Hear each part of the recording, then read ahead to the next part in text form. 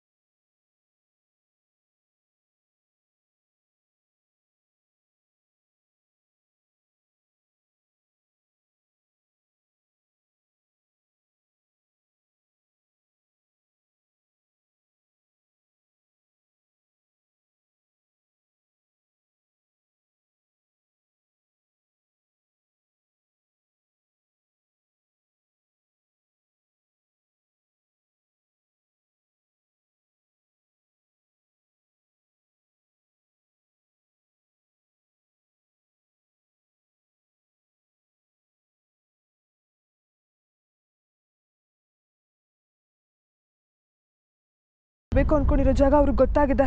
ಅರುಂಧತಿ ಅನ್ನೋ ಹೆಸರು ಅವ್ರಿಗೆ ಅನುಮಾನ ಹುಟ್ಟಿಸಿರುತ್ತೆ. ಮೊದಲು ಮಾಮಿಗೆ ಹೇಳಿ ನಾವು ಜಾಗ ಶಿಫ್ಟ್ ಮಾಡಬೇಕು.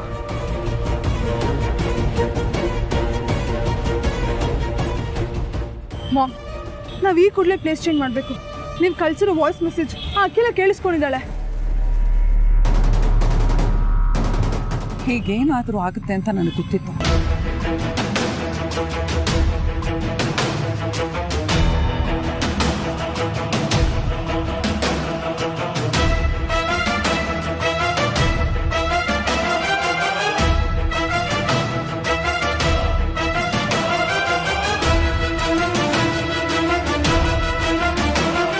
ಇಲ್ಲ ರಘು, ನಾನು ಕೇಳಿದ್ದು ಅರುಂಧತಿ ಧ್ವನಿನೇ. ಅವಳ ಧ್ವನಿನ ನಾನು ಬದುಕಿರೋವರೆಗೂ ಮರೆಯೋದಿಲ್ಲ. ಅದು ಅರುಂಧತಿ ಧ್ವನಿನೇ. ಇಲ್ಲ, ಅರುಂಧತಿ ಬರಕ್ ಸಾಧ್ಯನೇ ಇಲ್ಲ.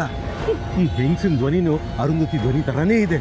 ಅದಕ್ಕೆ ಹೀಗೆಲ್ಲ ಕನ್ಫ್ಯೂಸ್ ಆಗ್ತಾ ಇದೆ ನಿಮಗೆ. ಇಲ್ಲ ರಘು, ಇಲ್ಲ, ನನಗೆ ಬಾ, ನಾನು ಹೇಳ್ತೀನಿ. ಬಾ ಬಾ.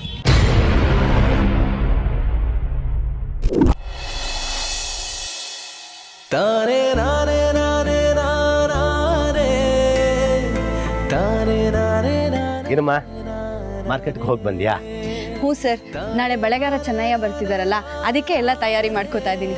ನೀನ್ ಬಿಡಮ್ಮ, ಕೆಲಸದಲ್ಲಿ ಸೂಪರ್. ಪಾರ್ವತಿ, ನೀನೇನು ಅಂದ್ಕೊಳ್ಳಲ್ಲ ಅಂದ್ರೆ ನಿನ್ಗೊಂದು ಮಾತು ಹೇಳ. ಹೇಳಿ ಸರ್. ನೀನು ನಮ್ಮ ಆದಿಯಿಂದ ಸ್ವಲ್ಪ ದೂರ ಇರಮ್ಮ.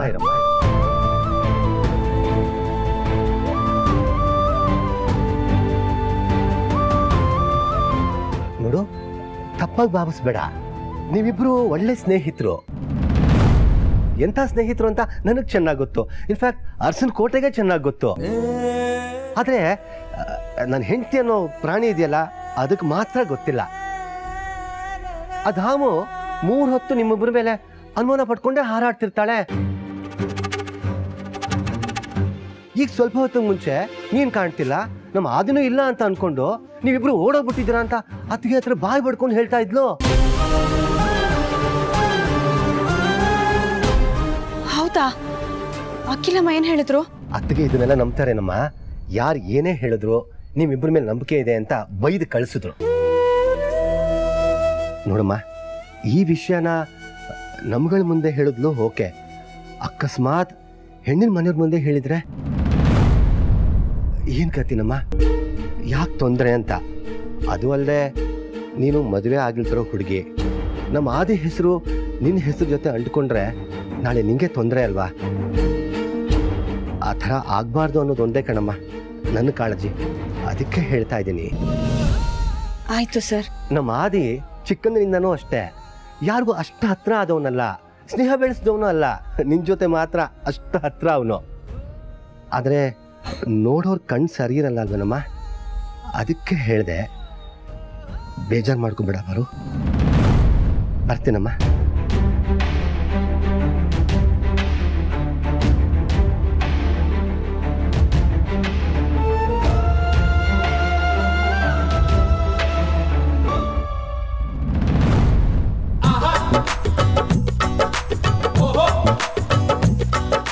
ಗೊತ್ತಾಯ್ತಾ? ಈ ಆದಿ ಯಾರನ್ನೂ ಹಚ್ಕೊಂಡವನಲ್ಲ, ಪಾರುಗ್ ಮಾತ್ರ ಹತ್ರ. ಅವಳ ಸ್ನೇಹನ ಬೆಳೆಸಿದಾನೆ, ಅವಳ ಪ್ರೀತಿಗೋಸ್ಕರನೇ ಕಾಯ್ತಾ ಇದ್ದಾನೆ. ಚಿಕ್ಕಪ್ಪ ಹೇಳಿದ್ರಲ್ಲ, ಈ ಆದಿ ಯಾರನ್ನೂ ಹಚ್ಕೊಳ್ಳಲ್ಲ, ನಿನ್ನನ್ನು ಹಚ್ಕೊಂಡಿದ್ದಾನೆ ಅಂತ. ಆ ಮಾತನ್ನ ಮಾತ್ರ ಮನಸ್ಸಲ್ಲಿ ಇಟ್ಕೊಳ್ಬೇಕು. ಅವನಿಂದ ದೂರ ಹೋಗು ಅಂದ್ರಲ್ಲ, ಅದನ್ನ ಹಂಗೆ ದೂರ ಮಾಡಬೇಕು. ಗೊತ್ತಾಯ್ತಾ? ಯಾವತ್ತಿದ್ರೂ ಈ ಪಾರು ಈ ಆದಿಗೆ ಹತ್ರ ಆಗಿರಬೇಕು.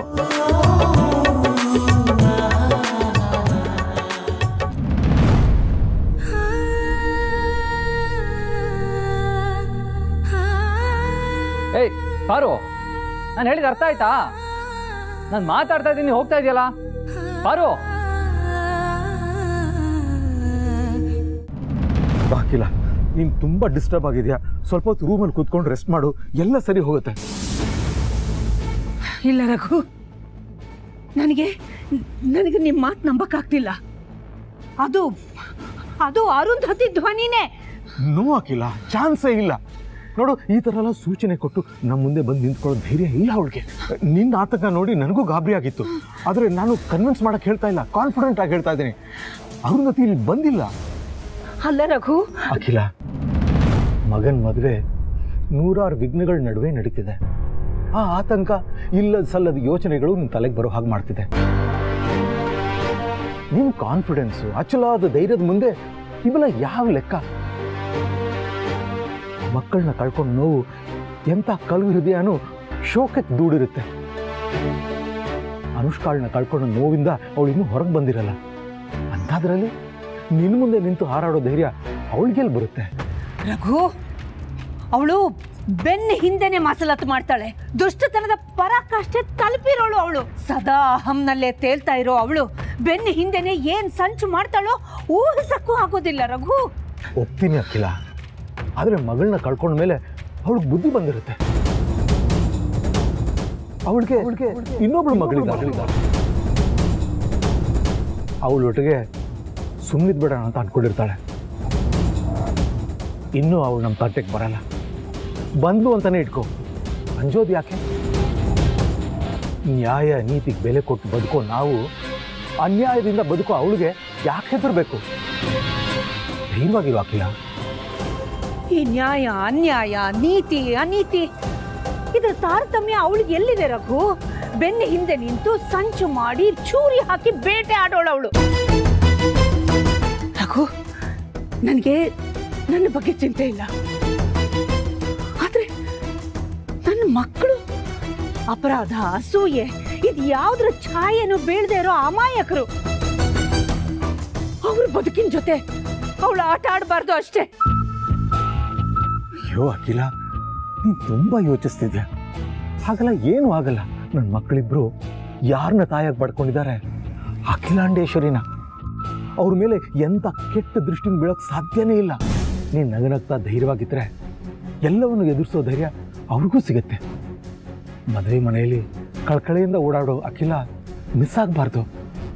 ನೋಡಕ್ಕಿಲ್ಲ, ಎಲ್ಲವನ್ನು ಮರೆತು ಮುಂದೆ ಆಗಬೇಕಾಗಿರೋ ಶಾಸ್ತ್ರಗಳ ಕಡೆ ಗಮನ ಕೊಡು. ಎಲ್ಲ ಸರಿ ಹೋಗುತ್ತೆ. ನಿಮ್ಮ ಮಾತು ಕೇಳ್ತಾ ಇದ್ರೆ ನನಗೊಂಥರ ಸಮಾಧಾನ ಆಗ್ತಿದೆ ರಘು. ಹೌದಲ್ಲ, ಮದುವೆ ಕೆಲಸಗಳು ಎಷ್ಟೊಂದಿವೆ, ಅದ್ರ ಕಡೆ ಗಮನ ಕೊಡಬೇಕು. ಬನ್ನಿ ಹೋಗೋಣ. ಬೇಡ ಅಖಿಲ, ಮೊದಲು ನೀನು ರೂಮ್ಗೆ ಹೋಗಿ ಸ್ವಲ್ಪ ಹೊತ್ತು ರೆಸ್ಟ್ ಮಾಡು, ಆಮೇಲೆ ದೇವಸ್ಥಾನಕ್ಕೆ ಹೋಗೋಣ. ನಡಿ ಬಾ.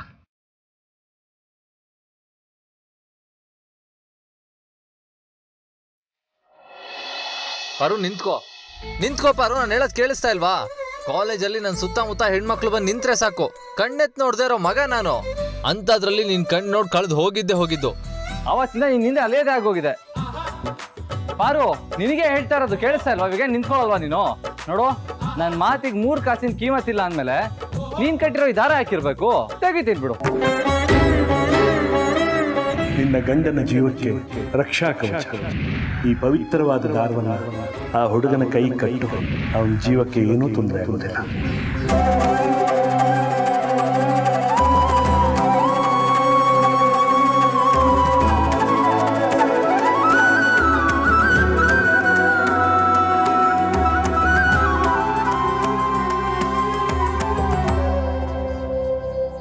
ಯಜಮಾನ್ರೆ, ಯಜಮಾನ್ರೆ, ದಯವಿಟ್ಟು ಅದನ್ನು ತೆಗಿಬೇಡಿ. ಹಾಗಾದ್ರೆ ನಾನು ಹೇಳೋ ಮಾತು ಕೇಳ್ತೀಯಾ? ಯಜಮಾನ್ರೆ, ಅದಕ್ಕೆ ಇದಕ್ಕೆ ಸಂಬಂಧ ಇಲ್ಲ, ದಯವಿಟ್ಟು ಇದನ್ನು ತೆಗಿಬೇಡಿ. ತೆಗಿತೀನಿ, ಏನಾಗುತ್ತೆ? ಬೇಡ ಯಜಮಾನ್ರೆ. ನಾನು ಹೃದಯದಿಂದ ನೀನು ಹೋಗ್ತೀನಿ ಅಂದಮೇಲೆ ಈ ದಾರ ಯಾಕೆ ಬೇಕು?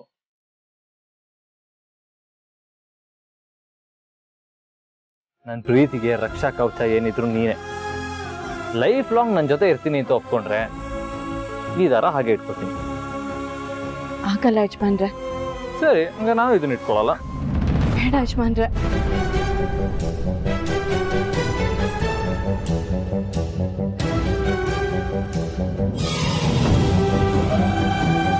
ದಯವಿಟ್ಟು ಅರ್ಥ ಮಾಡ್ಕೊಳ್ಳಿ, ಇದನ್ನು ತೆಗಿಬೇಡಿ. ಹಾಗಾದ್ರೆ ಐ ಲವ್ ಯು ಅಂತ ಒಂದು ಸುಳ್ಳು ಹೇಳಿ.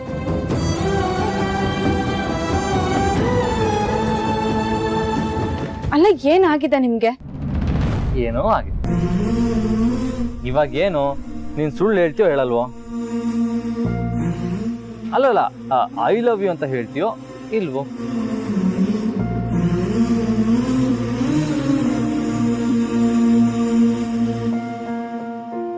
I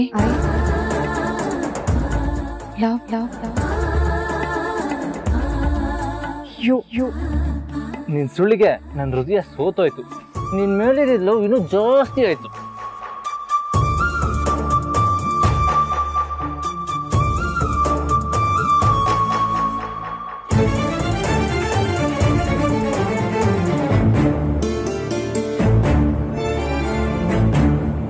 I love you, Paru. I love you so much.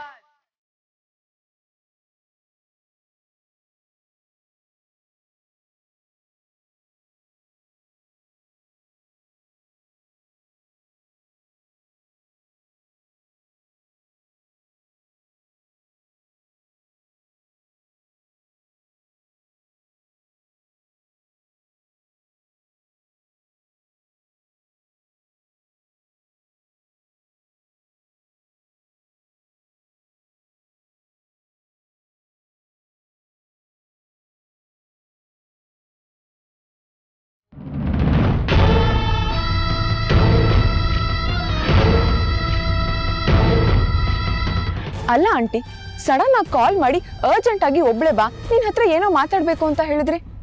ಏನ್ ವಿಷಯ? ತಿರುವೇ ಇಲ್ದೇ ಇರೋ ದಾರಿ, ಬದಲಾವಣೆನೇ ಇಲ್ದೇ ಇರೋ ಬದುಕು ಮಜಾನೇ ಕೊಡಲ್ಲ ಅಲ್ವಾ? ಅರ್ಥ ಆಗಿಲ್ಲ.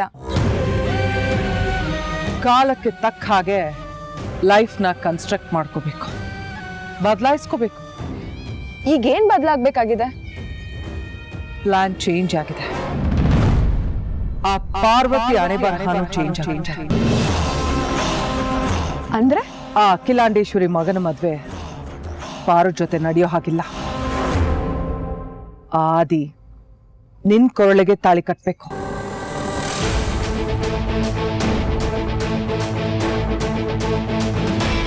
ವಾಟ್? ಏನ್ ಹೇಳ್ತಿದ್ದೀರಾ ಆಂಟಿ? ಸರಿಯಾದ ಸಮಯಕ್ಕೆ ಸರಿಯಾದದನ್ನೇ ಹೇಳ್ತಾ ಇದ್ದೀನಿ. ಬಟ್ ಯಾಕೆ? ಆಕ್ಚುಲಿ ನಿಮ್ ಪ್ಲಾನ್ ಇದ್ದಿದ್ದು ಆ ಅಖಿಲಾಗೆ ಆ ಮನೆ ಕೆಲಸ ಪಾರ್ವತಿನ ಸೊಸೆ ಮಾಡಿಸಿ ಇವ್ರು ಮದ್ವೆ ಆಗಿರೋ ವಿಷಯನ ಪಬ್ಲಿಕ್ ಅಲ್ಲಿ ರಿವೀಲ್ ಮಾಡಿಸಿ ಅಮ್ಮ ಮಗನ ಮಧ್ಯೆ ತಂದಿಡ್ಬೇಕು ಅಂತ ಇದ್ದಿದ್ದಲ್ವಾ? ಆದ್ರೆ ಈಗ ಹೀಗೆ ಹೇಳ್ತಿದ್ದೀರಾ? ಹೇಳಿದ್ನಲ್ಲ, ಕಾಲಕ್ಕೆ ತಕ್ಕ ಹಾಗೆ ನಮ್ಮ ಲೈಫನ್ನ ನಾವೇ ಕನ್ಸ್ಟ್ರಕ್ಟ್ ಮಾಡ್ಕೋಬೇಕು, ಪ್ಲಾನ್ನ ಬದಲಾಯಿಸ್ಕೋಬೇಕು. ಇಷ್ಟು ದಿನ ನಾಟಕದ ಮದುಮಗಳಾಗಿದ್ದೆ, ಇನ್ನು ಮುಂದೆ ನಿಜವಾದ ಮದುಮಗಳಾಗೆ ಕೂರ್ಬೇಕು. ಆ ಪಾರು ಜಾಗದಲ್ಲಿ ಬೇರೆ ಯಾರೇ ಇದ್ದಿದ್ರು ನಮ್ಮ ಹಳೆ ಪ್ಲಾನ್ ವರ್ಕ್ ಆಗ್ತಿತ್ತು. ಆದ್ರೆ ನನ್ನ ಗುರಿ ಆ ಅರಸನ ಕೋಟೆ ನೆಮ್ಮದಿಗೆ ಕೊಳ್ಳಿ ಇಡಬೇಕು ಅನ್ನೋದು. ಆ ಪಾರು ಹತ್ರದಲ್ಲೇ ಇದ್ರೆ ಅದೆಲ್ಲ ಕನಸಿನ ಮಾತಾಗುತ್ತೆ. ಆದಿ ಪಾರು ಮದುವೆ ಮಾಡಿಸಿ ಆ ಅಖಿಲನ್ ಈಗೋ ಹರ್ಟ್ ಮಾಡೋದು ಈಗಲೇ ಆಗೋ ಕೆಲಸ. ಆದ್ರೆ ಆ ಅಖಿಲ ಮಗನ ಮೇಲಿನ ಪ್ರೀತಿಯಿಂದ ಪಾರ್ವತಿನೂ ಒಪ್ಕೊಂಡ್ಬಿಟ್ರೆ ನಮ್ಮ ಪ್ಲಾನ್ ಎಲ್ಲ ಫ್ಲಾಪ್ ಆಗುತ್ತೆ. ಗೊತ್ತಿದ್ದೋ ಗೊತ್ತಿಲ್ದೇನೋ ಆ ಪಾರು ಅರಸನ ಕೋಟೆ ರಕ್ಷಾ ಕವಚ ಆಗಿದ್ದಾಳೆ. ಅವಳು ಏನಾದ್ರೂ ಅಖಿಲ ಮನೆ ಸೇರ್ಬಿಟ್ರೆ ಅರಸನ ಕೋಟೆ ನಂದಗೋಕುಲ ಆಗೋಗುತ್ತೆ. ಅವಳು ಈ ಪ್ರೀತಿನ ತ್ಯಾಗ ಮಾಡಿ ಒಳ್ಳೆತನ ತೋರಿಸ್ಕೊಡ್ತಾ ಇದ್ದಾಳಲ್ಲ, ಹಾಗಾಗ್ಬಾರ್ದು. ಆ ಪ್ರೀತಿ ಇಲ್ಲದೆ ಅವಳು ಬದುಕಕ್ ಸಾಧ್ಯನೇ ಇಲ್ಲ.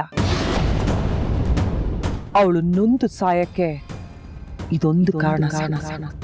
ಆಗ್ಲಾದ್ರೂ ನನ್ನ ಮಗಳ ಆತ್ಮಕ್ಕೆ ಶಾಂತಿ ಸಿಗುತ್ತೆ. ಆ ಆದಿ ಇಷ್ಟ ಇಲ್ದೇ ಇರೋ ನಿನ್ನನ್ನು ಕಟ್ಕೊಂಡು ಲೈಫ್ ಪೂರ್ತಿ ಸಫರ್ ಮಾಡ್ತಾನೆ. ನೀನಲ್ಲಿದ್ರೆ ಆ ಅರಸನ ಕೋಟೆ ನಮ್ಮ ಕಂಟ್ರೋಲಲ್ಲಿರುತ್ತೆ. ಆಮೇಲೆ ಆ ಅಖಿಲಾಂಡೇಶ್ವರಿನ ನನ್ನ ಕೈಯಾರನೇ ಸಮಾಧಿ ಮಾಡ್ತೀನಿ. ನಾನು ಆದಿತ್ಯನ ಮದುವೆ ಆಗೋದ್ರಿಂದ ನನಗೇನ್ ಲಾಭ? ಇಡೀ ಅರಸನ ಕೋಟೆನೆ ನಿನ್ ವಶ ಆಗತ್ತೆ. ಆ ಕುಟುಂಬ ಸರ್ವನಾಶ ಆಗತ್ತೆ. ನಿನಗ್ ಬೇಕಾಗಿರೋದು ದುಡ್ಡು, ನನಗ್ ಬೇಕಾಗಿರೋದು ಸೇಡು. ಎಸ್ ಆಂಟಿ, ನೀವ್ ಹೇಳ್ದಂಗೆ ಕೇಳಕ್ಕೆ ನಾನ್ ರೆಡಿ. ಗುಡ್. ಅಖಿಲಾಂಡೇಶ್ವರಿ, ನಿನ್ನ ಸರ್ವನಾಶ ನನ್ನ ಕಣ್ಣು ಮುಂದೆನೆ ನಡೆಯುತ್ತೆ.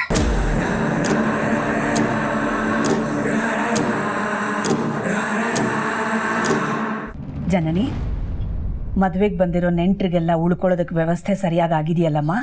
ಹಾ ಅತ್ತೆ, ಯಾಮಿನಿಯವ್ರ ನೆಂಟರಿಗೆಲ್ಲ ಇಲ್ಲೇ ಉಳ್ಕೊಳ್ಳೋದಕ್ಕೆ ವ್ಯವಸ್ಥೆ ಮಾಡಿದ್ದೀವಿ. ಇನ್ನು ನಮ್ಮ ನೆಂಟರಿಗೆ ಪಕ್ಕದ ರೆಸಾರ್ಟ್ ಬುಕ್ ಮಾಡಿದ್ದೀವಿ. ಸರಿನಮ್ಮ.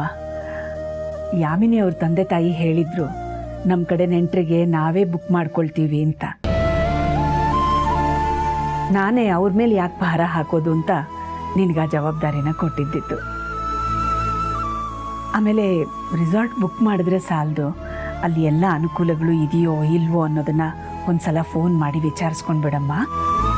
ಈ ಮದುವೆ ಒಂದು ಸುಸೂತ್ರವಾಗಿ ನಡೆದು ಬಿಟ್ರೆ ನನ್ನ ಮನಸ್ಸು ನಿರಾಳವಾಗಿರುತ್ತಮ್ಮ. ಅಲ್ಲಿವರೆಗೂ ಇಂಥ ಸಣ್ಣ ಪುಟ್ಟ ಜವಾಬ್ದಾರಿನೆಲ್ಲ ನೀನೇ ವಹಿಸ್ಕೊಂಡು ನಿರ್ವಹಿಸ್ಬೇಕಮ್ಮ. ಅದಕ್ಕೇನಂತೆ ಅತ್ತೆ, ಇದು ನನ್ನ ಜವಾಬ್ದಾರಿ ಅಲ್ವಾ, ನಾನು ಮಾಡ್ತೀನಿ. ಜನನಿ, ಯಾಕಮ್ಮ ನಿನ್ನ ಮುಖದಲ್ಲಿ ಸಂತೋಷದ ಕಳೆನೇ ಕಾಣ್ತಾ ಇಲ್ಲ? ಏನಾದರೂ ಸಮಸ್ಯೆನಾ? ಏನಿಲ್ಲ ಅತ್ತೆ. ಏನಿಲ್ಲ ಅನ್ನೋದ್ರಲ್ಲೇ ಏನೋ ಇದೆ ಅಂತ ಅನ್ನಿಸ್ತಾ ಇದೆ. ಜನನಿ, ಕೂತ್ಕೊಮ್ಮ. ನೋಡಮ್ಮ ಜನನಿ, ಅತ್ತೆ ಆದವಳು ಸೊಸೆಗೆ ಇನ್ನೊಬ್ಬ ತಾಯಿ ಇದ್ದ ಹಾಗೆ. ಈ ತಾಯಿ ಹತ್ರ ನಿಂದು ಯಾವುದೇ ಸಮಸ್ಯೆ ಇದ್ರೂ ಹೇಳ್ಕೋಬೋದಮ್ಮ. ಸಮಸ್ಯೆ ಅಂತ ಏನೂ ಇಲ್ಲ ಅತ್ತೆ. ಮದುವೆ ಆಗಿ ನಾನು ನಿಮ್ಮನೆಗೆ ಕಾಲಿಟ್ಟಾಗಿಂದ ನನ್ನನ್ನು ಮಗಳ ಥರ ನೋಡ್ಕೋತಾ ಇದ್ದೀರಾ. ಆದರೆ ಈ ಮನೆಗೆ ಸೊಸೆ ಆಗಿರೋಳು ನಾನು. ನನ್ನ ತವರಿಂದ ಈ ಮದುವೆಗೆ ಯಾರೂ ಬರ್ತಿಲ್ವಲ್ಲ ಅಂತ ಬೇಜಾರಾಗ್ತಿದೆ. ನನಗೆ ಅರ್ಥ ಆಗತ್ತಮ್ಮ ನಿನ್ನ ಸಂಕಟ. ಏನು ಮಾಡೋದು ಹೇಳು? ವೀರಣ್ಣಂಗೆ ಈ ಮದುವೆ ನಡೆಯೋದೇ ಇಷ್ಟ ಇಲ್ಲ. ಅವರನ್ನು ಈ ಮದುವೆ ಕರಿಬೇಕು, ಅವರು ಈ ಮದುವೆಗೆ ಬರಬೇಕು ಅಂತ ನನಗೂ ತುಂಬ ಇಷ್ಟ ಇದೆ. ಆದರೆ ಅವರ ಉದ್ದೇಶ ಸರಿ ಇರಬೇಕು ಅಲ್ವಾ? ನಡೆಯೋ ಶುಭ ಕಾರ್ಯನ ನಿಲ್ಲಿಸ್ತೀನಿ ಅನ್ನೋ ಜಿದ್ದಿನಿಂದ ಬಂದರೆ ಅದನ್ನು ಹೇಗೆ ಮಾತಾಡ್ಕೊಳ್ಳೋದು? ವೀರಣ್ಣ ಹುಷಾರಾಗಿದ್ದಾರಾ? ಈ ಮದುವೆ ವಿಷಯದಲ್ಲಿ ಅಪ್ಪ ನಿಮ್ಮ ವಿರುದ್ಧವಾಗಿದ್ರೂ ಅವ್ರ ಈ ಮದುವೆಗೆ ಬರಬೇಕು ಅಂತ ಹೇಳ್ತಾ ಇದ್ದೀರಾ. ಅವ್ರ ಆರೋಗ್ಯದ ಬಗ್ಗೆನೂ ವಿಚಾರಿಸ್ತಾ ಇದ್ದೀರಾ. ನಿಮ್ಮ ಜಾಗದಲ್ಲಿ ಬೇರೆ ಯಾರೇ ಇದ್ದಿದ್ರು ಅವ್ರು ಇಲ್ಲಿಗೆ ಬರೋದೇ ಬೇಡ ಅಂತ ಹೇಳ್ತಾ ಇದ್ರು. ಅಪ್ಪನೂ ಅಷ್ಟೇ, ನೀನು ಅರಸನ ಕೋಟೆಗೆ ಒಳ್ಳೆ ಸೊಸೆ ಆಗಿರಬೇಕು, ಎಲ್ಲರೂ ಚೆನ್ನಾಗಿ ನೋಡ್ಕೋಬೇಕು ಅಂತಾನೆ ಹೇಳ್ತಾ ಇರ್ತಾರೆ. ಅಲ್ಲಿಗೆ ಅಪ್ಪನೂ ಒಳ್ಳೆಯವರೇ, ನೀವು ಒಳ್ಳೆಯವರೇ. ನಿಮ್ಮಿಬ್ಬರ ಮಧ್ಯೆ ಈ ಮನಸ್ತಾಪಗಳೇ ಇರಲಿಲ್ಲ ಅಂತಿದ್ರೆ ಎಷ್ಟು ಚೆನ್ನಾಗಿರ್ತಿತ್ತು. ಕೆಲವು ವಿಚಾರಗಳು ಕಲ್ಪನೆಯ ಮಟ್ಟದಲ್ಲಿದ್ದಾಗ ತುಂಬ ಚೆನ್ನಾಗಿರುತ್ತೆ. ವಾಸ್ತವಕ್ಕೆ ಬಂದಾಗ ಅದರ ಲಹರಿ ಬೇರೆನೇ ಇರುತ್ತೆ. ಹೋಗ್ಲಿ ಬಿಡಮ್ಮ, ಈ ಮದುವೆ ಒಂದು ಸರಾಗವಾಗಿ ನಡೆದು ಬಿಡ್ಲಿ. ಆಮೇಲೆ ನನ್ನ ವೀರಣ್ಣನ ಮನಸ್ತಾಪದ ಬಗ್ಗೆ ಒಂದು ಅವಲೋಕನ ಮಾಡೋಣ. ಜನನಿ,